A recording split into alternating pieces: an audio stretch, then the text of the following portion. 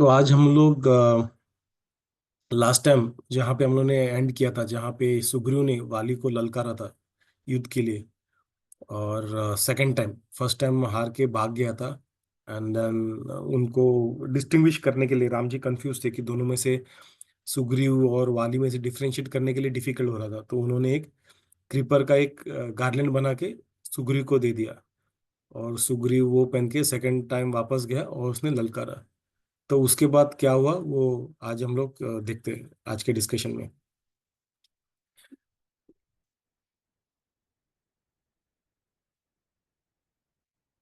तो सुग्रीव काफी जोर से उसने दहाड़ा सुग्रीव ने। और उसने जो पूरे किष्किंधा में आवाज गूंज रही थी, सारे पेड़ पौधे, हम लोग लास्ट टाइम बात किया, राइट, चर्चा की थी इसके ऊपर कि सारे पेड़ पौधे कांपने लगे थे, सारे जो गैया थी, सारे जो पशु थे, वो सारे भागने लगे वहां से किष्किंधा में।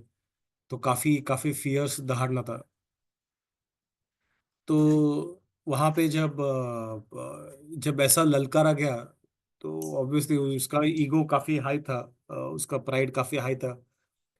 वाली का, उसको उसके ईगो को हर्ट हुआ। और वो तभी उस वक्त वो उसके बाकी स्त्रियों, पत्नियों के साथ रूम में था। तो जैसे वो सुना, वो वैसे ही वहां से भाग गया।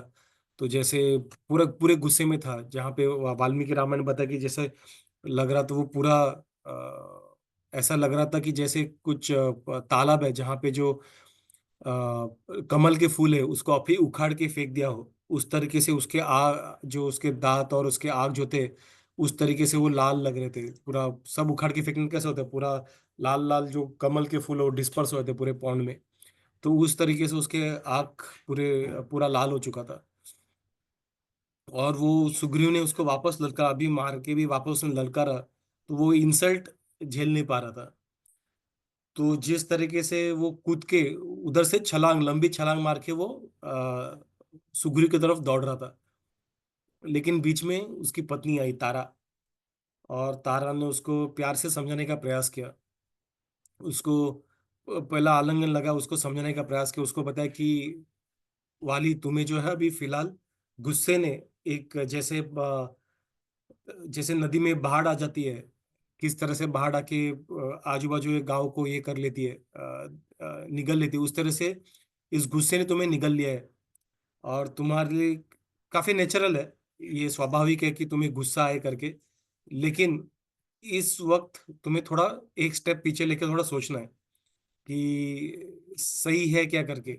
ये गुस्सा अभी कर, गुस्से पे एक्शन करना सही है क्या करके, वो तुम्हें अभी सोचना है। तो तारा उसको समझाने का प्रयास करती है, उसको बताने का प्रयास करते हैं कि ये फाइट पोस्टपोन करना क्यों जरूरी है करके। तो उसे कहते हैं कि देखो, तुम कल उससे सुबह जाके लड़ सकते हो। अभी अभी युद्ध करना जरूरी नहीं है। और अगर कल युद्ध करोगे, ना ही उससे तुम्हारी शक्ति कम होगी, और ना ही तुम्हारे जो शत्रु के लिए, शत्रु का तुम्हारे मन में जो रेस्पेक्ट है वो भी कम नहीं होगा। ऐसा कुछ होगा नहीं कि शत्रु बोलेंगे अरे ये तो सुबह आ गया, रात को ललकार रहा, तो ऐसा कोई बोलेगा नहीं। तो युद्ध कल सुबह के लिए पोस्टपोन कर सकते हैं। उन्होंने सुग्रीव को समझा, तारा ने, कि सोचने वाली बात है कि जिस सुग्रीव तुम्हें आके चैलेंज किया, तुमने उसे गुस्से में आके दबोच दिया था और वो भाग गया था। लेकिन वापस वो आके जब युद्ध कर रहा है, युद्ध के ललकार रहा है, मतलब कुछ तो कुछ तो सस्पिशन है, कुछ तो सस्पिशियस है पूरी चीज में। कुछ तो गलत है, दाल में कुछ काला है। ऐसे कैसे कोई इंसान जो पूरी तरह से, जो शारीरिक रूप से मानसिक रूप से मारा गया हो, वो वापस आके तुम्हें क्यों ललकार रहा है? इसका जो कॉन्फिडेंस है, इसका जो एरोगेंस है, इसका जो डिटर्मिनेशन है तुमसे लड़ने का, दृढ़ता है, वो किसी किसी चीज की वजह के, किसी वजह से हो सकती है, बिना वजह तो नहीं हो सकती। इतना स्ट्रांगली तुम्हें जो, अगर वो वापस सपोर्ट, मार खाने के बाद वापस वो व्यक्ति आके तुम्हें चैलेंज कर रहा है, इसका मतलब उसको कोई एक सपोर्ट मिल गया हो, जिसके ऊपर, जिसके भरोसे वो अभी तुमको वापस ललकार रहा है। और ये जिसके साथ उसने और ये जान के कि सुग्रीव तुम्हारी शक्ति को समझता है, जानता है, फिर भी वो वापस आए, मतलब उसे जो सपोर्ट मिला है, सुग्रीव समझता है कि वो सपोर्ट तुमसे काफी पावरफुल है। तो इस तरह के तारा काफी सिस्टमेटिकली उसको समझाने का प्रयास कर रही है। तो उसके बाद तारा ने उसे और कुछ रहस्य बताए। तो उन्होंने बताया कि अंगद जो उनका पुत्र था, एकमात्र पुत्र था उसका, वाली का, जो अंगद था जो तारा से हुआ था, अ, अंगद के कुछ जासूस थे जो अ, गुप्तजन थे, जो काफी वो उन्होंने कुछ रहस्य लेके आए थे वापस। उन्होंने कहा कि सुग्रीव का जो सपोर्ट है वो राम और लक्ष्मण नामक युवकों से है, जो अयोध्या के राजा के पुत्र है करके, और वो सुग्रीव को मदद कर रहे हैं। तो सुग्रीव की मदद कर रहे हैं। तो तारा और उनको समझाने का प्रयास करती कि राम लक्ष्मण का क्या, उन्होंने उनके बारे में क्या क्या सुना है। तो राम जो है वो काफी स्ट्रांग वॉरियर है, जिन्होंने खरा जैसे राक्षस को मारा था। आपको अगर याद रहेगा, खरा को शूर्पणखा का वो खरा जो आया था, पूरे 10,000 राक्षसों को लेके आया था। तो राम ने कैसे अकेले, ऐसा लग रहा था फाउंटेन से जैसा पानी आता है वैसे, वो सेंटर पॉइंट से जो राम वहां पे खड़े थे युद्ध के इसमें, उसमें से ऐसे धनुष आ ही रहे थे फाउंटेन जैसा, और सारे राक्षस को एक ही ब्लो में मार रहे थे, लेकिन राक्षसों का एक भी हथियार राम को नुकसान नहीं पहुंचा रहा था। और उसने खरा को मार दिया, जो रावण का भाई था। तो तारा तारा कहते हैं कि उस वो जो जब विनाश होता है पूरे सृष्टि का, उस वक्त जो अग्नि बनता है, उस अग्नि की तरह है राम। और जो उसके आसपास जाएगा उसको सबको निगल लेगा। जो धार्मिक है, जो काफी वर्चुअस है, उनके उनको वो उनको प्रोटेक्शन देता है, उनकी रक्षा करता है। और उनका जो फेम है, उनका जो वाहवाकार है, वो पूरे उसका कोई बराबरी नहीं कर सकता है। तो उस तरीके से वो उसको समझाने का प्रयास करते कि दुश्मन को समझना बहुत जरूरी है। जब हम लोग जाते हैं युद्ध में, तो दुश्मन सारे, कितना भी बड़े, कितने भी हम शूरवीर हो, लेकिन दुश्मन के साथ युद्ध करना, अगर कोई भी दुश्मन हो सामने, उसे समझना काफी जरूरी है। जब हम समझते हैं तब हम आधा युद्ध जीत लेते हैं। ये काफी पॉपुलर कहावत है। तो यहाँ पे वो राम जी के बारे में उसको समझाना चाहते हैं, ताकि उस तरह से वो स्टेप ले करके, गुस्से में आके स्टेप ना ले। तो तारा उसको समझाने का प्रयास करती है कि राम के साथ दुश्मनी करना काफी काफी एक इनसेंसिबल डिसीजन रहेगा। राम की जो शक्तियां है, वो उसे गिना नहीं जा सकता, उसे युद्ध में जीता नहीं जा सकता। इसलिए उसके साथ दुश्मनी करना, शत्रुता करना राम जी के साथ, वो सही चीज नहीं होगी। वो ऐसा व्यक्ति नहीं जिसके साथ हम छेड़छानी कर सकते हैं। इस तरीके से तारा जो है वो राम जी के बारे में इंफॉर्मेशन देके अभी उसे समझाने का प्रयास करते हैं कि इसलिए तुम जो हो वो सुग्रीव को तुरंत तुरंत उसको प्रिंस बनाओ, और ये जो शत्रुता है छोड़ दो। एंड ऑफ द डे वो तुम्हारा भाई है, और तुम्हारा जो प्रोटेक्शन है वो डिजर्व करता है। तो इसलिए उसके साथ जो शत्रुता अभी न अभी बंद कर दो, और उसे प्रिंस करके एक्सेप्ट करो। मतलब उसके प्रोटेक्शन के अंदर, वाली के प्रोटेक्शन में वाली राजा रहेगा और वो सुग्रीव प्रिंस रहेगा जैसे पहले थे। चाहे वो यहाँ पे हो, वो कहाँ पे, वो तुम्हारा भाई ही है, तो इसलिए शर्म आने की जरूरत नहीं है। और इसलिए तुम्हारा जो उसके लिए जो अफेक्शन है वो, और उसके लिए एक्सटेंड करो, तुम्हारा जो दया है, कृपा है, उस पर एक्सटेंड करो। उसको उसके ऊपर कृपा करो, और उसको रिस्पेक्ट से ट्रीट करो करके। क्योंकि अभी वो सुग्रीव ने, वो उसके बाद राम और लक्ष्मण है, तो सोच समझ के डिसीजन लेना काफी इंपॉर्टेंट है। तारा जो है यहाँ पे, यूजुअली हम लोग कहते हैं कि स्त्री को ये वैसे ऐसे करे, काफी जगह कहा जाता है, लेकिन हम लोग शास्त्रों में, पुराणों में, हमारे जो पूर्वज थे वहां पे स्त्रियों को अगर हम देखेंगे किस तरीके से वो काफी पॉलिटिकल थी, वो काफी स्मार्ट थी। वाली से भी काफी स्मार्ट थी वो। फिजिकली स्ट्रांग नहीं थी, लेकिन काफी काफी स्मार्ट थी वो, एज ए क्या बोलते हैं उसे, इंटेलेक्चुअली काफी स्मार्ट थी वाली से भी। और किस तरह वो सिचुएशन को समझ के उसको डाइसेक्ट करके, शत्रु गुस्से में एक्शन नहीं लेना है। तुम्हारा शत्रु वापस वो आया, मतलब कुछ तो वो खुद के दम पे ना है, एक्सटर्नल सोर्स कौन है, राम लक्ष्मण कौन है वो, उसके बारे में इंफॉर्मेशन निकाला। और क्या कर सकते हैं उसको, उसे युद्ध करने से अच्छा, वैसे भी तेरा भाई है, उसको प्रोटेक्शन, वो तुम्हारा वैसे भी कुछ, वो जो तुम्हारे प्रोटेक्शन का ही दया पात्र है उसे, वैसे भी वो कभी तुम्हारे सामने जीत नहीं सकता है। तो क्यों उससे शत्रुता करके खुद के लिए डिफिकल्टी लाना है? उसे प्रिंस बना के छोड़ दो और खुद के सेना में भर्ती कर दो जैसे पहला कर रहा था, और वो रेडी है करने के लिए। तो किसे कैसे सिस्टमेटिकली तारा काफी स्मार्टली, वो डिप्लोमेटिकली वो सिचुएशन हैंडल कर रही है, एक ये समझने वाली चीज है। And this is very smart of Tara. लेकिन अनफॉर्चुनेटली जो वाली है, बिकॉज वो भले वो स्मार्ट रहेगा नहीं रहेगा, लेकिन इस वक्त गुस्से में हावी होके वो कुछ सोच नहीं रहा था, उसका जो ईगो था, उसका जो प्राइड था शक्ति का, उस पे हावी हो चुका था, और वो काफी डेंजर है। तो तारा ने देखा कि ये इंटेलेक्चुअली समझने का प्रयास, समझ नहीं पा रहा, तो वो इमोशनली समझाने का प्रयास कर रही है कि हे राजन, मैं तुम्हारी वेल विशर, तुम्हारी शुभ चिंतक जैसे तुमसे बात करने का प्रयास कर रही हूँ, इसलिए मेरा जो एडवाइस है एक बार उसको सोच लो। और जो मैं प्यार से तुम्हें दे रही हूँ, एक बार उसको सोच लो। तुम्हारे तुम्हारे लिए केयर करते हुए दे रही हूँ, इसलिए सोच लो। अपना गुस्सा थूक दो, और एक बार वापस शांत दिमाग से इस पे अमल करो करके। राम के साथ युद्ध करना, सुग्रीव को तुम हरा पाओगे, लेकिन राम के साथ युद्ध करना, अ, वो इंद्र के साथ युद्ध करने के बराबर है, तुम उसे जीत नहीं पाओगे। तो उसको उसको अपना शत्रु बनाना सही नहीं रहेगा। लेकिन वाली कैसा था, वो काफी गुस्से में था। और गुस्से में क्या होता है, जब हम गुस्से में होते हैं तो कोई हमें समझाने का प्रयास भी करता है, हम क्या करते हैं, उसे उस एडवाइस को हम धिक्कार देते हैं।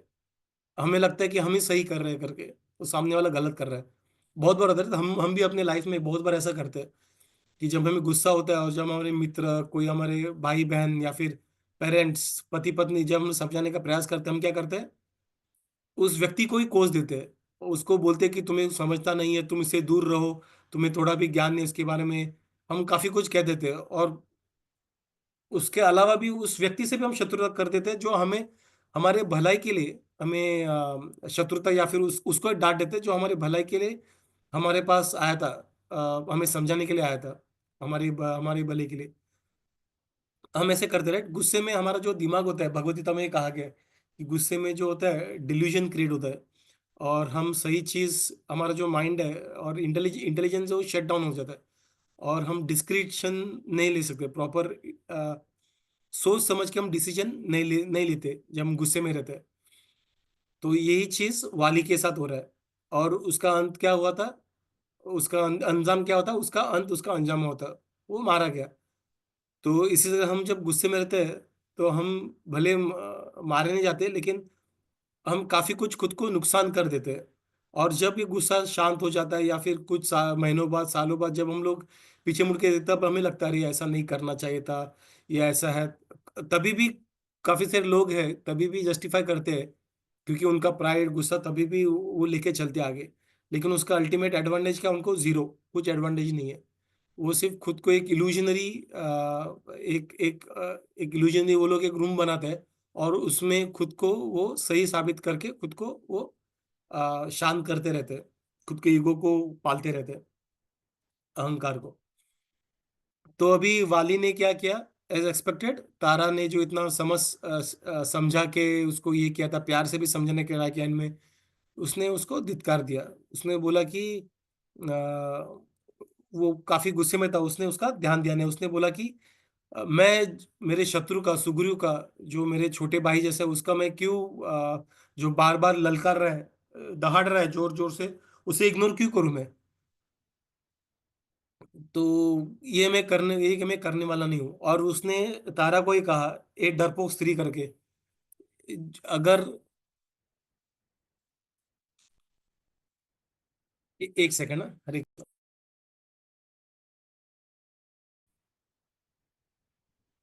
जी।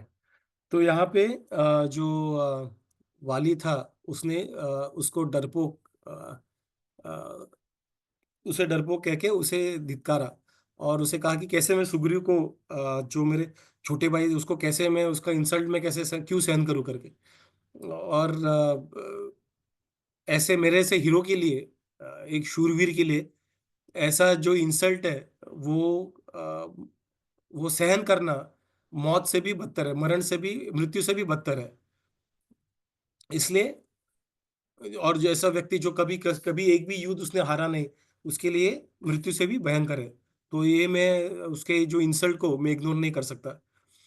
और उसने उसके लिए जो सुग्रीव ने जो जिस तरह से वापस ललकारा, उसको क्रिटिसाइज करता है, उसे कहता है कि ये जो उसने ललकारा है मुझे, और उसने मुझे बुलाया युद्ध के लिए, मैं उसका जो प्राइड है वो उसको खत्म कर दूंगा।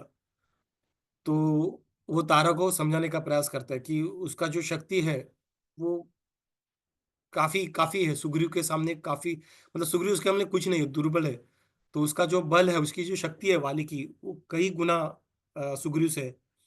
तो मैं जब वो युद्ध में आ जा मेरे सामने आ जाएगा, तो मैं पेड़ उखाड़ के और हाथों से उसे मारूंगा। और वो जो मेरा जो फाइट है, जो मेरा फिस्ट है, ब्लोज है, वो सहन नहीं कर पाएगा। तो तारा ने काफी उसको फिर भी समझाने का प्रयास किया, लेकिन वाली जो था वो टस से मस नहीं हुआ। तो फाइनली तारा ने उसको आउट ऑफ रेस्पेक्ट उसको परिक्रमा किया, और उसको आलिंगन किया, और उसे जाने दिया, उसका जो है विश उसको जाने दिया। और उसके खुद के अपार्टमेंट में वो आके चली गई, अपार्टमेंट चली गई।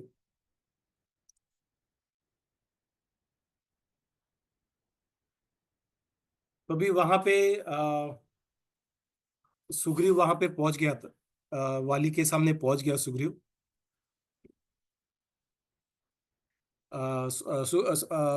उसके दोनों आमने सामने आ गए थे।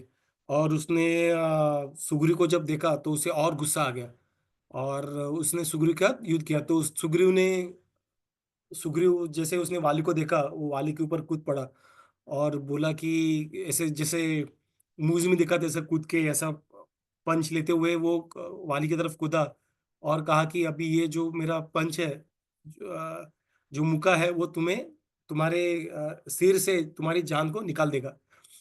ऐसा करके वो उसकी तरफ कूदा। वाली ने भी अपने कमर पे जो कपड़ा था कस के बांधा, और दोनों के बीच में धनाधन युद्ध हो गया। और एक दूसरे को मार रहे थे, पेड़ उखड़ के मार रहे थे। सुग्रीव जो जो पेड़ था, जो जिसने वो राम ने 7 साला पेड़ को बाण आर पार कर दिया था, उससे वो उखाड़ के वाली को मारने लगा। और ऐसे लग रहे थे कि जैसे लाइटनिंग लाइटनिंग और दोनों के बीच में एकदम स्पीड से दोनों के बीच में युद्ध हो रहा है, और काफी एक दूसरे का युद्ध कर रहे हैं। और भले ही सुग्रीव ने काफी काफी शूरता से युद्ध की, काफी उन्होंने काफी दबंगी दिखाई, लेकिन वाली के शक्ति के सामने, बल के सामने उनकी कुछ चली नहीं। और वाली ने क्या किया, दोनों दोनों खून में लथपथ थे, सुग्रीव भी था और वाली भी था। लेकिन फाइनली जो सुग्रीव था, उसका उसका शरीर काफी खून में लथपथ हो गया था। और उसने सुग्रीव पे हावी हो गया।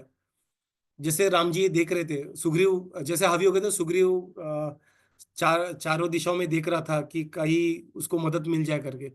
और राम ने देखा कि अभी जो उससे जहां से छुपे थे राम, झाड़ियों के पीछे, उधर से उन्होंने देखा कि वो राइट मोमेंट का वेट कर रहे थे तीर छोड़ने के लिए। और उन्होंने देखा अभी कि सुग्रीव अभी उसके पास अभी कोई ऑप्शन नहीं है सुग्रीव के पास। तो उसने सोचा कि अभी वार करना सही समय है। ये पहले उस सुग्रीव ने राम जी ने इसलिए ऐसा नहीं किया, ताकि अगर सुग्रीव खुद ही खुद के बल पे अगर हरा देता था वाली को, तो शायद सुग्रीव को काफी अच्छा लगता था। और या फिर ऐसा भी हो सकता था सिचुएशन जहां पे अगर सुग्रीव को किसी ने अगर चैलेंज भी किया कि अरे तू तो आते तूने युद्ध भी नहीं किया, ट्राई भी नहीं किया, सीधा राम के धनुष बाण से तूने वाली को मार दिया, तो शायद सुग्रीव को भी बुरा लगता था। सुग्रीव भी बोलता था, अरे राम जी को आके बोल सकता था कि मैं शायद उसको हरा देता था इस बार, तुम मुझे थोड़ा टाइम तो देते चेक करने के लिए क्या है करके। तो काफी कुछ हो सकता था, इसलिए राम जी ने काफी समझदारी से स्टेप लिया, उसने पहले जाके बाण छोड़ा नहीं, प्रहार नहीं किया, उसने वेट किया, उसने चांस दिया सुग्रीव को प्रूव करने के लिए। और जब उसने देखा कि सुग्रीव अभी हेल्पलेस है, तब जाके उन्होंने अपना तीर निकाला जो सोने के पॉइंट का था, और उसने बाण पे रखा। और आ, उसने वाली की तरफ एम किया। तो वाल्मीकि जी लिखते हैं रामायण में कि राम जी का जो बाण था, तीर था, ऐसे लग रहा था जैसे वो यमदूत का ही चक्र हो करके, और जो रेडी अभी अपने शत्रु को, अपने टारगेट को विनाश करने के लिए। तो राम जी अपने जो धनुष्य का जो स्ट्रिंग है उसको स्ट्रेच करते हैं, और वो और जैसे स्ट्रेच होता है, उसे उससे जो थंडरस जो आवाज आता है, उससे जो आजू बाजू में जो पशु पशु पक्षी थे, वो डर के मारे भाग जाते हैं। और राम वो जो धनुष्य है, वो तीर है, वो छोड़ देते हैं। और जैसे लाइटनिंग आता है उस तरह से लाइटनिंग की तरह पूरा वो तीर जाके वाली पे लग जाता है, और वाली पे लग के वाली उसी क्षण नीचे गिर जाता है। तो एक समय पे जो काफी पावरफुल जो वाली था, अ, अभी जस्ट थोड़े समय पहले वो वाली अभी नीचे जमीन पे गिर चुका था। और वाली का जो शरीर था खून में लथपथ होके नीचे गिर चुका था। तो वाली का जो का जो धनुष्य था, तीर था, उसके सीने में लगा हुआ था। और सीने में लगा हुआ वैसे इस तीर के साथ वाली नीचे पड़ा हुआ था। तो वाली के नेक्स्ट चैप्टर में वाल्मीकि जी कंटिन्यू करते हैं कि इस तरीके से उसके हाथ और पैर पूरे स्ट्रेच करते हुए, क्योंकि वो फोर्स से आया, वो पीछे गिर गया था, और हाथ पैर फैले हुए थे, और उस तरह से जमीन पे वो गिर गया था। जैसे मान लो इंद्र का जो ध्वज है, जो उसका फ्लैग है, उसका रस्सी लूज होने का किस तरह से वो फ्लैग नीचे गिर जाएगा, उस तरह से उसका इस तरह से वाली नीचे गिर चुका था। और ऐसे गिरने के बावजूद भी वाली ने थोड़ा अपना क्योंकि उसका जो इंद्र ने जो उसको ये दिया था, एक गिफ्ट दिया था इंद्र ने वाली को, एक गोल्डन नेकलेस दिया था। उसके वजह से उसकी जान अभी भी निकली नहीं थी उसके शरीर से, और उसका जो थोड़ा ग्लो था वो भी बचा हुआ था। तो इसलिए मरते क्षण पे भी वो काफी रेडियंट लग रहा था वाली। तो जैसे वाली नीचे गिरा, राम जी लक्ष्मण के साथ और बाकी जो वानर थे, वो जो छुपे हुए थे झाड़ियों के पीछे, हनुमान और सारे, तो वो सारे वाली की तरफ चले गए। और वाली ने और उसको देखा, वाली को देखा वहां पे जिस तरह से वो गिरा हुआ था, और उन्होंने अप्रिशिएट किया वाली को, मतलब वर्बली नहीं लेकिन मेंटली उनको देखा कि किस तरह से वो मरने के समय पे भी काफी मैजेस्टिक लग रहा था। तो वाली ने जब राम जी को देखा, तो उसका आवाज अभी भी प्राइड से भरा हुआ था। तो उन्होंने और उसमें थोड़ी सी, लेकिन टोन उसका थोड़ा सा कड़वाट था टोन में। तो उन्होंने अपना गुस्सा एक्सप्रेस करते हुए उन्होंने राम जी को कहा उन्होंने कहा कि तुम एक राजकुंवर हो, एक प्रिंस हो, जो एक काफी नोबल फैमिली से आए हो, राइट, इक्ष्वाकु के। तो तुम इतने काफी फेमस हो, काफी ब्रिलियंट हो, और धार्मिक प्रैक्टिस को फॉलो करते हो। ऐसे होते हुए भी तुमने मुझे क्यों मारा जब मैं किसी के साथ वन ऑन वन कर रहा था, ड्यूअल फाइट में था। तो तूने मुझे क्यों मारा करके, इससे तुम्हें क्या हासिल हुआ। ये काफी काफी एक सुनो। तो काफी एक क्वेश्चन मार्क उन्होंने ये अपने लोग इसे चैलेंज ये करते हैं कि राम जी ने वाली को पीछे से मारा, और राम जी के इस पे क्वेश्चन करते हैं जैसे अभी वाली ने किया। तो वो उतना ही पार्ट करते हैं, लेकिन उसके आगे राम जी जो उसके जो डाउट को क्लियर करते हैं, वो पार्ट लोग अनफॉर्चुनेटली पढ़ते नहीं। और वही क्वेश्चन लेके आते हैं, आंसर राम जी खुद देते हैं कि क्यों ऐसे किया करके, क्यों चुपके से वार किया, और क्यों जब ड्यूअल फाइट हो रहा था तब उसने क्यों इंटरफेयर किया। तो धार्मिक स्टैंड पॉइंट से वो भले किसी के लॉजिक को अपील हो ना हो, लेकिन धार्मिक स्टैंड पॉइंट से वो बताते हैं, और वाली को अपील होता है। तो वाली ने राम जी के इसको क्रिटिसाइज करना कि तो उन्होंने काफी सारे क्वालिटीज बताए राजा के। तो राजा सेल्फ कंट्रोल रहता है उसमें, और वो धार्मिक रहता है, वो काफी सत्यवादी रहता है, ये रहता है वो रहता है, दूसरों को पनिश करने का एबिलिटी रहता है उसमें। ये वर्च्यूज राजा के हैं। लेकिन तुम तो धर्म को फॉलो करने का सिर्फ एक नाटक कर रहे हो, और एक्चुअली तुमने जो किया वो अधार्मिक अधार्मिक था। चुपके से तुमने पेड़ पौधों में पीछे चुपके तुमने मुझ पे वार किया, तो तुमने एक्चुअली पाप किया है। तो क्षत्रिय नीति में ये गलत है, जो ऐसे चुपके से वार करना।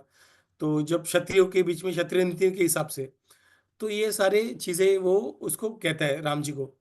तो वो कहते हैं मैंने तो तुम्हें कभी हार्म किया नहीं, मैंने तो कभी तुम्हारे साथ गलत किया नहीं, तुम्हारे जो सिटी है उसको कभी गलत किया नहीं, तुम्हारे जो राज्य के इसमें कभी मैंने आज तक कुछ गलत किया नहीं, ना ही तुम्हें कभी इंसल्ट किया। तो फिर तुमने मुझे क्यों मारा।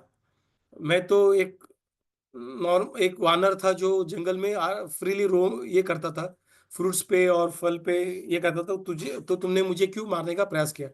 तो ये तो खुद के बारे में तो उसने गलत बोला कि वो साधारण वानर सिर्फ फल और इस पे दे रहता था, भले फल पौधे वो खाता था, लेकिन उसके अलावा भी बहुत कुछ गलत चीजें उसने की थी। तो उसने राम जी को इस तरह से जो धार्मिक उसके प्रिंसिपल्स को चैलेंज करता है।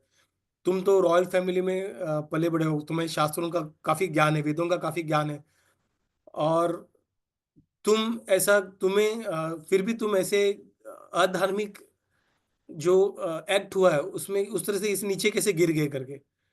जो क्षत्रिय के लिनिएज में जो पैदा हुआ है, क्षत्रियों के वंशज में, तो ऐसे गलत चीज कैसे कर सकता है वो, धर्म के नाम पे अधर्म कैसे कर सकता है। तो इस तरह से वो राम जी को कोसते जा रहे थे। अगर तुम मुझसे अगर one to one face to face अगर युद्ध करते, तो तुम शायद यमदूत को देखते, तुम्हारे मृत्यु के साथ आमना सामना होता, और मैं तुम्हें इस युद्ध में तुम्हें मार डालता। इस तरीके से भी वो राम जी को चैलेंज करते हैं। और तुम काफी सेल्फिश हो, तुम राइटियस नहीं हो, तुम धार्मिक प्रिंसिपल्स को नहीं, उसमें तुम्हारे अपने इंद्रियों पे तुम्हारा कुछ काबू नहीं है। इस तरीके से वो राम जी को कोसने लगे। अभी हमें ये समझना है कि वो जो बोल रहा है वो उसका परसेप्शन है, और वो परसेप्शन और उसका मेंटल जजमेंट है। ये सारे जजमेंटल वर्ड्स यूज कर रहा है वो।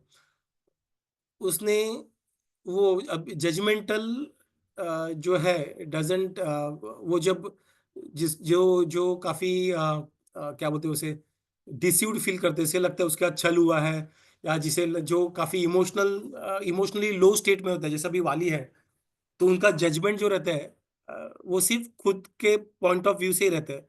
तो खुद के सेल्फिश पॉइंट ऑफ व्यू से ही वो जजमेंट करते हैं। उनका जजमेंट इंटेलेक्चुअली नहीं रहता है, रैशनल नहीं रहता उनके जजमेंट में। तो मेरे साथ अगर कुछ बुरा हुआ रहेगा, किसी व्यक्ति ने किया रहेगा, तो मैं व्यक्ति के ऊपर एक जजमेंट कर दूंगा, स्टैम्प डाल दूंगा कि वो व्यक्ति कैसा है, वो किसी का भला नहीं चाहता, वो हमेशा बुरा करने वाला है, उसने पहले भी बहुत से बुरा, तो उस तरह ही करूंगा। लेकिन अगर वही व्यक्ति दूसरे किसी व्यक्ति के साथ करेगा जिसके साथ मेरा शायद बनता नहीं रहेगा, तो मैं सपोर्ट करूंगा उस व्यक्ति को, बोलूंगा कि उस व्यक्ति ने सही सोच समझ के किया, उसके उसने जो डिसीजन लिया बराबर लिया, क्योंकि सामने वाला व्यक्ति आ, ऐसा बुरा करने वाला व्यक्ति था, तो इसने सोच समझ के किया रहेगा। तो हमारा जो जजमेंट रहता है वो बेसिकली हम हमारे सिचुएशन के हिसाब से करते हैं, और वो सिचुएशन के हिसाब से हम खुद को ही अपीज करने के लिए करते हैं, खुद के ही माइंड को खुश करने के लिए करते हैं हम। हमारा माइंड हमें ट्रिक करता है वो जजमेंट करने के लिए, इंटेलेक्चुअली हम लोग कुछ करते नहीं, क्योंकि हमारा इमोशन उस वक्त हावी हुआ रहता है। Emotion of PT, self PT, और काफी सारी इमोशंस, एंगर वगैरह। तो जब हमारे साथ बुरा होता है तो हम सामने वाले पे जो जजमेंट करते हैं, मोस्ट ऑफ द टाइम वो गलत होता है। भले हमें लगता है कि हम रैशनली कर रहे हैं, लेकिन वो मोस्टली वो गलत होता है। लेकिन अगर थर्ड पार्टी, जिसको ये सिचुएशन से कोई कनेक्शन नहीं इमोशनली, अगर वो रेशनली उसको बताता है, और वो जब हम लोग इनलाइन होते हैं, तब हम समझ सकते हैं कि हाँ ठीक है, तो शायद मैं सोच रहा हूँ थोड़ा रैशनली सोच रहा हूँ करके। लेकिन हम जब जब जजमेंट पास करते हैं, जब हम वो सिचुएशन में होते हैं, तब वो उसमें रैशनल बहुत कम होता है, सोच समझ के नहीं करते। और यही स्थिति था वाली का। तो वाली वो सिचुएशन में था, इसलिए उसका जो जजमेंट था वो काफी आ, गलत था। तो काफी वो गलत था। और वो जो बोल रहा था राम जी के बारे में, वो सारा का सारा गलत था। तो इस तरीके से वो राम जी को काफी एक्यूज करते हैं। और तो उसके बाद वो ये भी बोलता है, वो एक तो वो बोलते थे कि आमने सामने आने का तो मैं तो तुम्हें आराम से मार देता था। उसके बाद ये भी बोलते हैं कि अगर तुम मेरी मदद मेरे पास आते मदद के लिए, तो तुम्हें मैं खुद रावण को तुम्हारे पास लेके आता था, उसको गले में पकड़ के लेके आता था, और उसके बाद उसके युद्ध में भी मार देता था।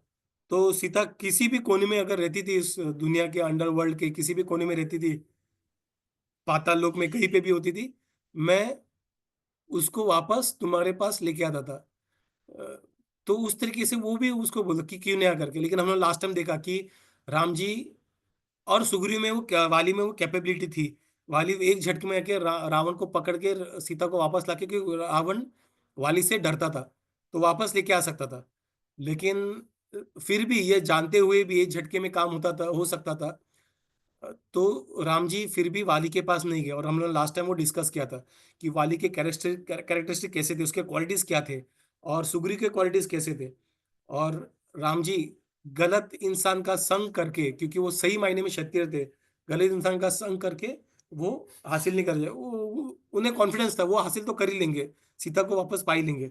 लेकिन वो गलत तरीके से करना नहीं चाहते, भले सुग्रीव काफी वीक हो वाली के मुकाबले। फिर भी उन्होंने सुग्रीव का ही मित्रता एक्सेप्ट की, उनका ही उन्होंने हेल्प एक्सेप्ट किया। तो वाली ये सब कहने के बाद वापस राम की जो मोरालिटी पे वो क्वेश्चन करना स्टार्ट कर दे। हम वानर जो है वो, बंदर जो है वो साधारण पशु है, जो वानर जंगल में घूमते हैं। तो तुम किस चीज के लिए तुमने मेरे साथ युद्ध किया? वो मेरे जमीन के लिए था, गोल्ड के लिए था, सिल्वर के लिए था, या फ्रूट के लिए था, जंगल के फल के लिए था, किसके लिए किया तूने? और मेरे मृत्यु को तुमने खुद को हार के ऐसा क्यों, खुद को छुपा के ऐसा क्यों तूने मेरे मृत्यु की तरफ ये किया? तूने मुझे मृत्यु के द्वार पे लाके रख दिया। तो ये क्या सही है क्या? कुछ जो डायनेस्टी है, जो इक्ष्वाकु डायनेस्टी है, उसके जो युवक को, राजयुवक को ऐसा करना सही है क्या करके? तो इस तरह से वापस उसने कंक्लूडिंग चैलेंज डाला।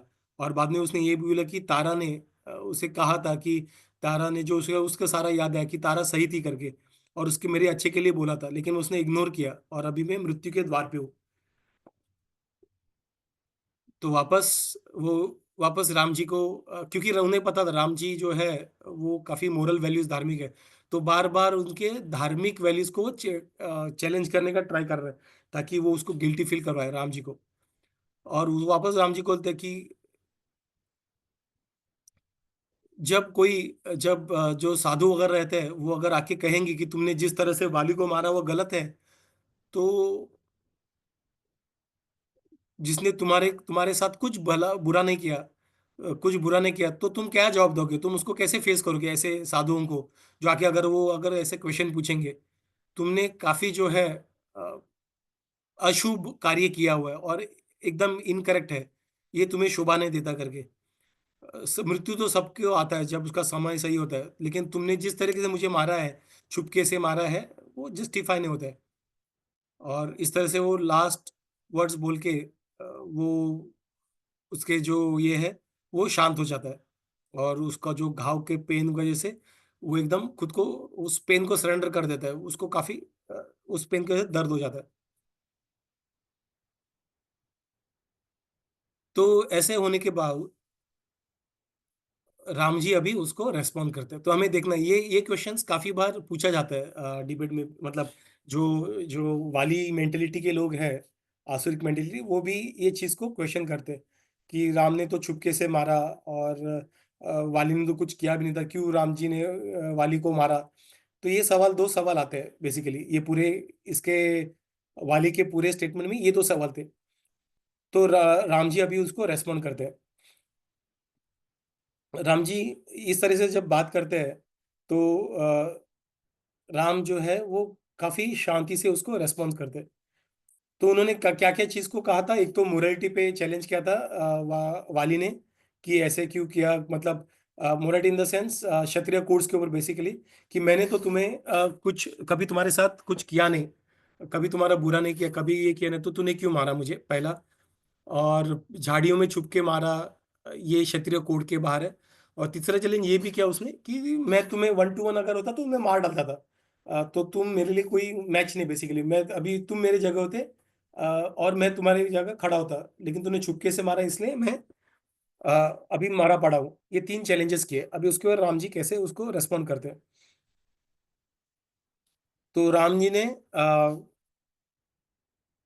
पहले मतलब उसके जो धार्मिक जो नॉलेज है वो धार्मिक धार्मिक धार्मिक कर रहा था, उसके ऊपर उसको चैलेंज कर रहा था। चैलेंज कर दिया उसने उसने कहा कि राम जी ने कहा कि अ, तुमने बिना किसी तुम इतने बड़े बड़े ये करते हो, ज्ञान देते हो, बड़े बात कर रहे हो, जो तुम्हें धर्म अर्थ काम, इस चीज का कुछ भी प्रॉपर ज्ञान नहीं है। ठीक है, तुम्हें कुछ ज्ञान है तो तुम जो बुजुर्ग और जो समझदार व्यक्ति है उनके साथ तुम क्यों नहीं डिस्कस करके आए युद्ध करने से पहले, क्यों, क्या हुआ, मतलब ऐसे बंदरों जैसा तुमने ऐसा व्यवहार क्यों किया, जो एकदम फ्रिवलेस और इग्नोरेंस जो बिहेवियर, मतलब चंचल, जो तुम्हारा बंदर का जो मेंटेलिटी है और अज्ञात मेंटेलिटी, तुमने क्यों यहाँ पे प्रदर्शन किया। तो उन्होंने एक श्वासुके में बताया कि ये जो पृथ्वी है, पृथ्वी, ये जो है वो एक श्वासु के जो पहाड़ से लेके सारे चीज, सारे जीव जंतु जो है, चर अचर जो है, सारी चीज जो है वो एक श्वासु के बनते हैं, एक श्वासु के राजा के अंडर है। तो ये हमें पता है, हम उन्होंने जब अश्वमेध यज्ञ सब किया था, बेसिकली अश्वमेध यज्ञ हमने लास्ट टाइम डिस्कस किया था, it is to prove the prowess of the king. तो राजा का वो जो, मतलब अगर उस राजा का घोड़ा सारे इसमें से अगर जाता है पृथ्वी में, तो कोई उसको चैलेंज नहीं करता है, मतलब वो राजा अभी सुपर किंग है पूरे पृथ्वी का, और बाकी जो राजा है उसको सबॉर्डिनेट है। तो इसलिए सुग्रीव वगैरह जो है वो सबॉर्डिनेट है। और इक्ष्वाकु जो है तो वो एक्चुअली सिर्फ अयोध्या का नहीं, लेकिन उसका जो राजा था, मतलब जो भरत था वो पूरा पृथ्वी का जो राजा था, और उसके अंदर जो भी जीव जंतु है, अचर अचर सारी चीजों का, सारी चीजें इक्ष्वाकु राजा के अंडर आते हैं, मतलब उसके राज्य के अंदर आते हैं। और उन्हें पूरा हक है किसी को पनिश करने का, अगर गलत होता है, और सही किया तो उन्हें रिवॉर्ड देने का पूरा उनको हक है। और भरत जो है वो एकदम राइटियस राजा है, काफी डिसिप्लिन्ड है। तो भरत के कमांड से हम वो भरत का क्या बोलते हैं, भरत की आज्ञा से ही हम धर्म को संभालने का हमें आज्ञा मिला है करके। और जो इस धार्मिक पाथ से जो मार्ग से जो भटक जाता है, उसे सजा देने की भी, शिक्षा देने की भी हमें अधिकार है। तो उन्होंने देखा, राम जी ने खुद को, मैं राजा था एक टाइम पे, उस तरह से उसने ये नहीं किया। उन्होंने कहा कि भरत राजा है और उसके आदेश के अनुसार उसके अंडर वो जो अधर्मिक चीज है उसको वो रोक रहे। तो किस तरह से जो राजा है उसको भी उन्होंने ये किया, उन्होंने उसको खुद के लिए ईगो पे लिया नहीं, काफी काफी क्या बोलते हैं उसे, सोच समझ के एकदम कंपोज्ड वे में राम जी उसको रेस्पॉन्ड कर रहे हैं। तो राम अभी आगे कहते हैं कि वाली ने जो है वो धार्मिक जो धर्म का मार्ग उन्होंने कब का छोड़ दिया था, और वो काफी इमोरली जी रहे थे अपना लाइफ। उन्होंने जो लॉ है बेसिकली, जो पत्नी के जो अपने क्या कहते हैं उसे, जो अपने पुत्री, अपने बहन, अपने माँ, अपने भाई के या सिबलिंग्स के जो पत्नियां होती है, और अपनी पुत्र वधु होती है, मतलब जो बहू रहती है, ये सारे, इन सारे लोगों के साथ उसको रेस्पेक्टफुली देखना है। अगर इनके साथ अगर वो कुछ भी गलत संबंध रखता है तो वो काफी अधर्मिक है। और उसने यही किया, उसने क्या किया, अपने भाई के पत्नी के साथ उन्हें उसने वो अपनी पत्नी जैसा व्यवहार किया। तो उस तरीके से तूने जो है वो काफी बड़ा पाप किया करके राम जी उसे कहते हैं वाली को। और वो स्मृति में भी स्मृति को कोट करते हुए कहते हैं कि मतलब शास्त्रों को कोट करते हुए कहते हैं कि जो ऐसे ऐसे जो धार्मिक जो धार्मिक मार्ग को जो छोड़ता है, जो अपने बेटी या बहन या भाई की पत्नी को इस तरह से व्यवहार करता है उसे मृत्यु दंड, शास्त्रों के हिसाब से उसे मृत्यु दंड मिलना चाहिए। तो राम ने कहा कि मैं सिर्फ एक धर्म का एक पात्र हूँ, एक इंस्ट्रूमेंट के हिसाब से मैंने तुम्हें दंड दिया है करके। और जिसके लिए और ये भरत ने एम्पावर किया, मुझे भरत के कमांड के अंडर किया है कि ऐसे अधार्मिक चीजों को ये करना है करके अपना सही उसको पनिशमेंट देना है। और इस तरीके से तुमने जो किया है भाई के पत्नी के साथ, इसलिए तुम्हारे लिए मृत्यु दंड सही है, इसलिए तुम्हें मृत्यु दंड दिया गया है। तुम मेरे साथ बड़ा बर्ताव किया कि नहीं किया, मैंने हमेशा तेरा अच्छा नहीं बुरा नहीं किया, इससे फर्क नहीं पड़ता। अगर तुम बुरा करते हो तो आई एम एम्पावर्ड, मैं भरत के राजा के ऑर्डर के हिसाब से मैंने तुम्हें सजा दिया है। So that is as per the rules of dharma, as per the rules of the king, एक राजा के कमांड के अंडर किया हुआ है। और इस तरह से उसे समझा है कि बिना वजह नहीं मारा गया है करके वो। ठीक है, वो जो खुद को विक्टिम कार्ड लेके खेल रहा था कि मैंने तुम्हारे साथ कभी बुरा नहीं किया, मैं तुम्हें खुद हेल्प कर सकता था सीता के लिए, वो सारा विक्टिम कार्ड फाड़ के फेंक दिया राम ने। तूने गलत किया है, तुम्हें उसकी सजा मिली। और ये शास्त्रों के हिसाब से है, वो एक क्षत्रिय नीति के हिसाब से और एक राजा के हिसाब से है। ठीक है, उन्होंने वो वाला पॉइंट उसे बता दिया था। दूसरा चीज उन्होंने बताया छुपके से क्यों मारा करके। ठीक है, तो उसका भी वो बताते हैं। तो उसके पहले वो बोलते हैं कि ठीक है वो हम तो डिस्कस करें। तो उसके लिए वो बोलते हैं कि छुपके से क्यों मारा, कि छुपके से या बाहर आके जो लोग होते हैं वो क्या करते हैं, पशुओं को अपने रस्सी से या अपने ताकत से या काफी अलग तरीके से उसे पकड़ने का प्रयास करते हैं। पशुओं के लिए क्षत्रिय नीति नहीं होती है। तो बार बार वाली बोला तो मैं तो नॉर्मल वानर हूँ, ये करता हूँ वो करता हूँ, तो वो उस तरीके से उसको समझाते हैं। तो वानरों के लिए, पशुओं के लिए क्षत्रिय नीति एप्लीकेबल नहीं है। और शत्रुओं को पशुओं को मारते हो, जब हिरण को मारते हैं या फिर कैसे करते हैं, हंटर क्या करते हैं, छुपके से मारते हैं, छुपके से एक जगह से मारते हैं। तो उस तरीके से यहाँ पे हंटिंग किया गया, पशु के लिए हंटिंग किया है। वो क्षत्रिय कहने के लायक नहीं है। और वो खुद को वो जब पशु बोलता है तो राम जी ने भी वही कहा कि पशुओं को छुपके से हंट किया जा सकता है। अगर तुम युद्ध कर रहे हो ना कर रहे हो, तुम क्योंकि बंदर हो, तो मैंने तुम्हें इस तरह के छुपके से तुम्हारा शिकार किया है। तो मुझे इसे मेरे लिए ये क्षत्रिय नीति के खिलाफ या मेरे लिए शर्मनाक ऐसे कोई भी यहाँ पे चीज हुई नहीं है। तो राजा जो है, तो उसने राजाओं को कुछ स्टार्टिंग में, तो राजा जो है वो मनुष्य रूप में वो एक्चुअली देवता जैसे है। और वो धर्म का पालन करते हैं, उसे उसे प्रोत्साहन करते हैं राजा। और जो प्रजा है उसे ऑस्पिशियसनेस लाते हैं, उसको ऑस्पिशियसनेस, शुभ शुभ चीजें इसमें लाते हैं। और ऐसे राजाओं को गलत कहना, उनसे इंसल्ट करना, वो उनके ऊपर चिल्लाना, ये गलत चीज है। ये वाली ने सही नहीं किया है। और वो वाली को रिमाइंड करते कि तुमने जो किया था, तुम गुस्से में थे, तुमने जिस तरह से मुझे बात किया विदाउट कि मैं धर्म के हिसाब से बात कर रहा हूँ जो मुझे मेरे पूर्वजों से मिला है, तुम इस चीज को अज्ञान होते हुए तुमने ये चीज को मुझे मेरे बारे में कहा। और इस तरह से राम जी ने उसको जस्टिफाई दिया। तो पहले चीज का क्या कहा उसने, क्यों मैंने तुम्हारे कुछ बुरा नहीं किया, तो तुमने ऐसा क्यों किया, क्योंकि राजा का कर्तव्य है कि अधर्म कुछ होता है उसे उस व्यक्ति को सजा देना जरूरी है। और दूसरा वो बोलता है कि तूने पीछे से क्यों कहा, तो उन्होंने कहा कि पशुओं को हंट करते वक्त कैसे भी कर सकते हैं। और वाली एक पशु था उसके लिए, और वो उसको हंट करना वो कैसे भी कर सकता, उसके लिए क्षत्रिय नीति का कुछ लेना देना नहीं है। तीसरा चीज जो राम जी ने कहा था, वाली ने कहा था कि तुम अगर मेरे सामने आमने सामने होते, उसको चैलेंज किया था ईगो को। राजा के बारे में बताया था उसने, राजा ऐसे वैसे, तो राजा के बारे में उसे जस्टिफाई किया कि राजा अगर धर्म के हिसाब से करते, और तुमने ऐसे राजा के बारे में तुम्हें भला बुरा कहना नहीं चाहिए था। और ये कहा था कि राम जी को वो एक झटके में मार सकता था, उसके लिए राम जी कुछ नहीं कहते, उस चीज को वो जस्टिफाई करने का ट्राई नहीं करते, उस चीज के लिए वो वाली को कहते नहीं, अरे अगर मेरे आमने सामने होते तो मैं तुम्हें ही मार डालता था, ऐसा खुद को गलतफहमी मत रहे। तुमने तो 7 साल का जो पेड़ था, सला पेड़ को मारा था, मैंने तो 7 पेड़ को चीरफाड़ करके पृथ्वी के अंदर तीर जाके दूसरी तरफ से बाहर आके वापस मेरे पास आया था, तो तुम मेरे लिए कोई मैच नहीं हो। ऐसा कुछ राम जी ने कहा नहीं।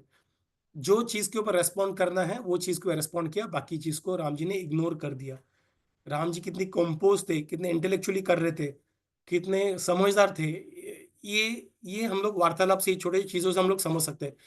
साधारण मनुष्य इस चीज को रेस्पॉन्ड इस तरीके से नहीं कर सकता था। अगर होता, भले मैंने बाकी सारी चीजें समझ रही कि मैं ये भी बोलता था कि, और तुमने जो है चैलेंज किया 1 to 1 का, उस वक्त भी मैं तुम्हें आराम से हरा सकता था।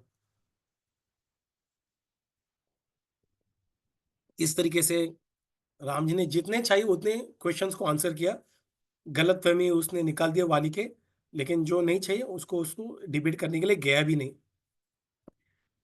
तो ये सुनने के बाद तो वाली का जो कंफ्यूजन था, काफी कुछ उसका जो ये था, गलत फहमी था, धार्मिक का जो उसका मिसकंसेप्शन था, सारा क्लियर हो गया, और उसने अपना मिस्टेक एग्री कर दिया। वाली ने अपना मिस्टेक एग्री कर दिया, लेकिन अभी भी लोग हैं जो वो चीज समझ नहीं पा रहे। मतलब हम समझ सकते हैं कि वो बंदर प्रजाति से भी कितने गए गुजरे। तो वाली ने उनका उसका जो प्राइमरी कंसर्न है वो राम जी के सामने रखा। उन्होंने कहा कि मैं खुद के लिए या फिर अपनी पत्नी के लिए नहीं रो रहा हूँ, मैं अपने पुत्र के लिए रो रहा हूँ। जो अंगद जो पुत्र है, जो काफी वर्चुअस है, उसके लिए रो रहा हूँ। वो काफी छोटा है, स्ट्रांग है, युवक है, काफी इनोसेंट है।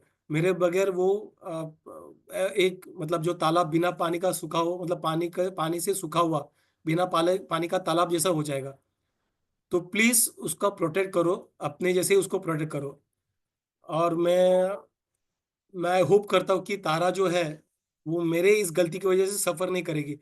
तो प्लीज इंश्योर करो कि सुग्रीव जो है उसे रेस्पेक्टफुली उसको ट्रीट करेगा, उसको हार्शली ट्रीट नहीं करेगा। तो वाली जो है इस तरह के राम में अभी भी इतना होते हुए राम ने उसको मारा, फिर भी राम में उसको फेथ है, वाली को। और वो कहता है कि प्लीज ऐसा करो करके। तो तुम अगर ऐसा करोगे तो तुम्हारे तुम्हारे फेवर से सुग्रीव जो है वो अच्छी तरह राज कर पाएगा, और तुम्हारे गाइडेंस से जो व्यक्ति है पूरे, सिर्फ राज्यों का क्या, पूरे इस सृष्टि को पूरे स्वर्ग को, धरती को राज कर पाएगा। भले तारा ने मुझे रोका था, लेकिन फिर भी मैं सुग्रीव से युद्ध करने के लिए आया, और मैं काफी क्या दो मैं काफी खुश हूं कि मुझे आपके हाथों से मृत्यु मिली। और राम जी लास्ट में उसको कंसोल करते हैं, उसे कहते हैं कि तुम्हें वो सारी चीजें सोचने की जरूरत नहीं है। तुम्हारा जो पनिशमेंट था, जो ये सजा मिली थी, उससे सारी तुम्हारे पाप मिट गए, और तुमने वापस तुम्हारा जो स्पिरिचुअल जो स्टेटस था वो तुमने वो रिगेन कर लिया करके, और तुम अभी धर्म के पाथ पे जा रहे हो। अंगद हमेशा सुग्रीव के और मेरे साथ रहेगा, जैसे तुम्हारे साथ रहा है। और उसके बारे में उसको उसको ये पूरे हमारे प्रोटेक्शन में रहेगा, तो उसकी चिंता करने की जरूरत नहीं है। तो राम जी कहते हैं जो पापी है और जो दंड देने वाला व्यक्ति है, वो दोनों जो है वो ये इस कर्म के बंधन में रहते हैं। मतलब वो रूल्स में फॉलो करना पड़ता है। ऐसा नहीं कि मैं दंड देने वाला, उसने गलत किया और दंड दूंगा, ऐसा नहीं होता है। उन्हें वो फॉलो करना पड़ता है। तो अभी जो हुआ है वो धर्म के हिसाब से हुआ है, तो इसलिए सारे इसके जो कर्म है वो लगेंगे नहीं दोनों को। और वापस माफी मांगता है कि हे राजन, मैंने तुम्हारे साथ जो जिस तरह से व्यवहार किया, जिस तरह बात किया, वो कंफ्यूजन में था, जो मेरे दिमाग में था, बुद्धि में था, जो कंफ्यूजन हुआ था, मुझे समझ नहीं आ रहा था कि क्या सही है क्या गलत है, इसलिए प्लीज कृपा करके मुझे माफ करो। ऐसा करके वाली ने राम जी को कहा। तो हम यहाँ पे विराम लेंगे आज के इसमें, आज के चैप्टर में। किसी को कुछ क्वेश्चंस, कुछ डाउट? तो मैं रिकॉर्डिंग स्टॉप करता हूँ। हरे डाउट कृष्ण नहीं है Hare sir. I want to Krishna share one Krishna Hare thing. Hare, Hare Ram Ram Ram Hare. Usha कुछ कहना था उषा? नहीं, डाउट नहीं है सर, एक चीज बोलना था कि the moral of the story was like अकड़ में नहीं रहना चाहिए, एक दिन गिरोगे। Yes. And when we act out in anger, हम लोग हमेशा ऐसे कुछ चीज करते हैं जो हमें वापस इम्पैक्ट करता ही है, वापस इम्पैक्ट करता है, डायरेक्टली इनडायरेक्टली हमें वापस इम्पैक्ट करता है। सो कुछ भी काम करते हो, we should do it in clarity, it should be in the path of righteousness, धर्म के हिसाब से होना चाहिए। Our emotions does not justify adharma, वो हमें समझना है। तो ये सारी चीजें, और जैसे तूने बोला उस तरीके से। हरी बोल। Yes thank sir, you Usha. Thank you sir. If no other comments I will stop the recording. Sheila